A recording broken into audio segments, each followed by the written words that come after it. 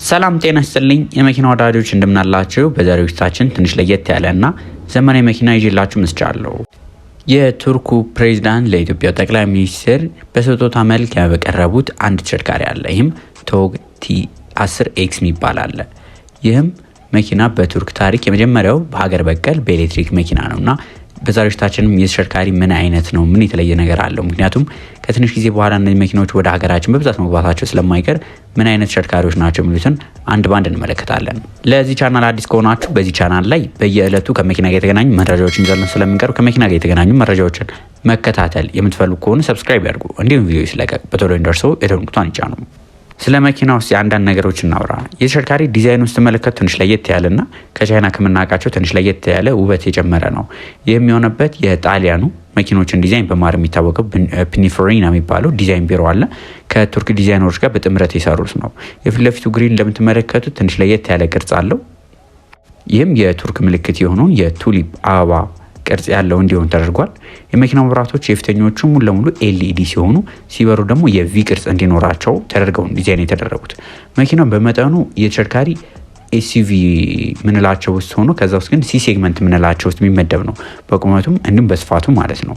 መንገድ ላይም በሚጓዝበት ጊዜ ያለው ገጽታ ራሱ ከኤስዩቪ ሲ ሴግመንት ከምንላቸው የተለያዩ ተሽከርካሪዎች ጋር የሚወዳደር ነው። የተሽከርካሪ እንግዲህ በሶስት አይነት ትሪም ሌቭል የሚቀርቡ ናቸው። በዚህ ምክንያት የተሽከርካሪ አማራጫቸው በብዙ አይነት የተሽከርካሪ አማራጮች የሚቀርቡ እጅግ ለየት ያሉ ዲዛይን ያላቸው ናቸው። አብዛኞቹ ግን ከ19 ኢንች ጀምሮ የሚጀምሩ ተሽከርካሪዎች ሲሆኑ ለውበትም ለምቾትም ተመራጭ እንዲሆኑ ተብለው ነው ዲዛይን የተደረጉት። ምክንያቱም 19 ኢንች ውበትንም ምቾትንም መሀል ላይ የሆኑ ከ19 ኢንች ተለቅ ካለ ምቾት የመቀነስና ውበት የመጨመር ነገር አለው። ከዛ ሲያንስ ደግሞ ውበቱን የመደበቅ ነገር ስላለው 19 ኢንች የትኛውም ተሽከርካሪ ላይ ውበትን እንዲሁም ምቾትን አንድ ላይ የያዘ ተብሎ የሚታሰብ ነው። ለዚህም በ19 ኢንች የተለያዩ የተሽከርካሪ አማራጮች ያሉት ተሽከርካሪ ነው። ወደ ውስጥ ገጽታው ሲገቡት የውስጥ ገጽታው እንግዲህ በጣም ለየት ያለ ውበትን እና ቴክኖሎጂን አንድ ላይ ይዞ የቀረበ ተሽከርካሪ ነው። የተሽከርካሪ ላይ በዛ ያሉ ፊቸሮች አሉ። ከነዚህ መካከል ፓኖራሚክ ሰንሩፍ ተካቶለታል።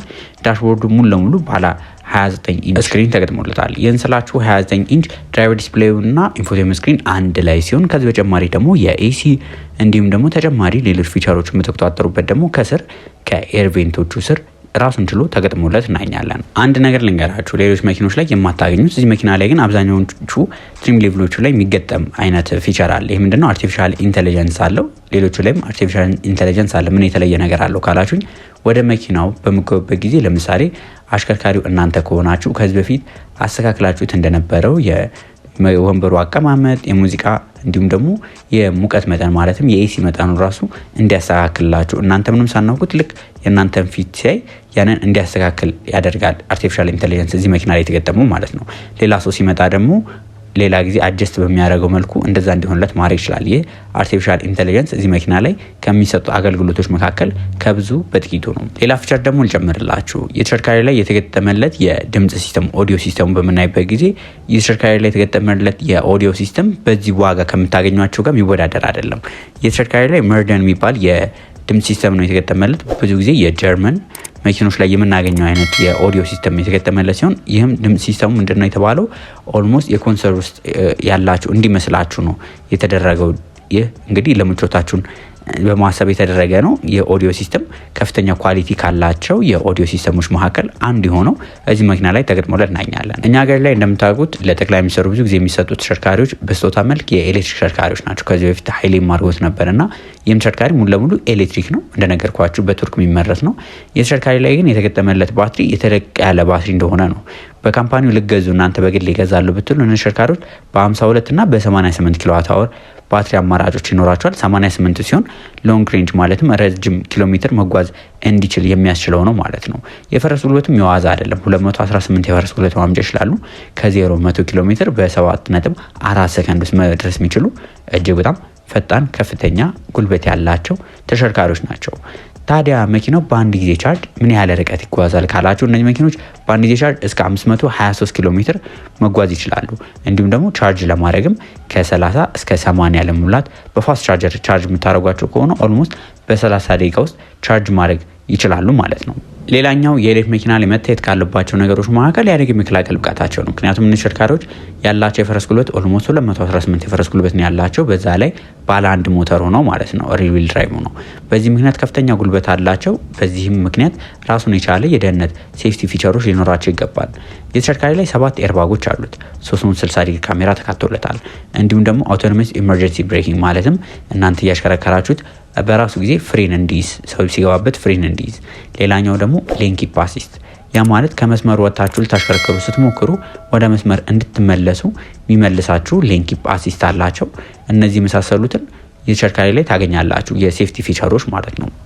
እነዚህን ስነግራችሁ በዋነኝነት ይህ እንግዲህ ያው ፕሮዳክሽን ላይ ለግለሰቦች ለህብረተሰቡ የሚሸጡት ናይ ናቸው። አሁን ለሳቸው የተሰጠው ተሽከርካሪ ምን ያህል ሴፍቲ ፊቸሮቻቸው ይሄ ነው የሚለው ነገር ትንሽ ያጠያይቃል። ምክንያቱም ከዚህ በላይ ነው የሚደረገው። አብዛኛው ጊዜ ቡሌት ፕሩፍም የተደረጉ ተሽከርካሪዎች ስላሉ እነዚህ ቡሌት ፕሩፍ አድርገው ሊያመጧቸው ይችላሉ። ሌሎች ሴፍቲ ፊቸሮች ሊገጠምላቸው ይችላል። ነገር ግን ፕሮዳክሽን ላይ እናንተ ይህን ተሽከርካሪ ሂጄ ልግዛ ብትሉ የምታገኙት አይነት ፊቸሮችን ነው የነገርኳችሁ። ይህ ቶገ ቲኤክስ የሚባለው ቲ10X የሚባለው መኪና ብቻ ሳይሆን የቱርክ ቴክኖሎጂን ብቃት ለማሳየት ነው። ለኢትዮጵያ ብቻ ሳይሆን ለዩናይትድ አረብ ኤሚሬትስ ለነሱም ስጦታ ተሰጥቷል። ይህም ለምንድን ነው? የመኪናውን ታዋቂነት እንዲጨምር በማሰብ ነው። እንደ ጥያቄ የሚሆነው ደግሞ እናንተስ የኤሌክትሪክ መኪና ምርጫችሁ ታደርጉታላችሁ ቶግ የሚባለውን ብራንድ ወይስ ሌሎች የቻይና ወይስ የአሜሪካ ብራንዶችን ትመርጣላችሁ?